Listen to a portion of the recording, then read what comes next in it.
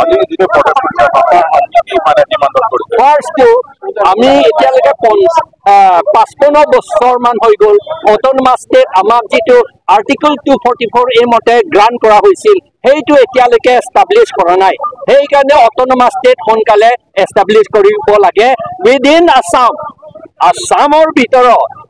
আৰু এই অট'নমাছ ষ্টেটত আমাৰ ট্ৰাইবেল যিমান আছে খিলঞ্জীয়া অসমীয়া আদিবাসীসকলে ভালকৈ থাকিব পাৰিব। তেওঁলোকৰ মাটি তেওঁলোকৰ পলিটিকেল ৰাইটছটো ৰক্ষণাবেক্ষণ কৰা হ'ব। আৰু আমি 6th শিডিউলটো ষ্ট্ৰেংথেন কৰিব লাগে, শক্তিশালী কৰিব লাগে।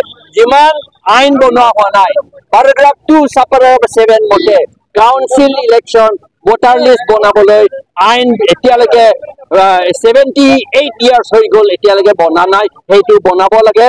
হাইকোৰ্টে এইটো অৰ্ডাৰ দিয়া আছে।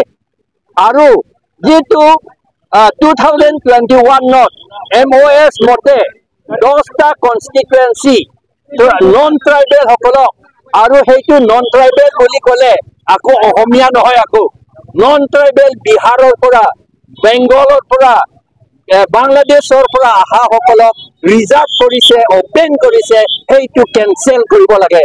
আৰু PGR VGR আৰু চৰকাৰী মাটিত যিমান নন ট্ৰাইবেল সকলে এনক্ৰোচাৰ্ছ আছে এক্সেপ্ট খিলঞ্জীয়া অসমীয়া আদিবাসী আৰু ট্ৰাইবেল সকলে তেওঁলোকৰ বাহিৰে যিমান এনক্ৰোচাৰ্ছ আছে তেওঁলোকক সোনকালে এভিকশ্যন কৰিব লাগে। এইটোহে কথা। Jai Kakano,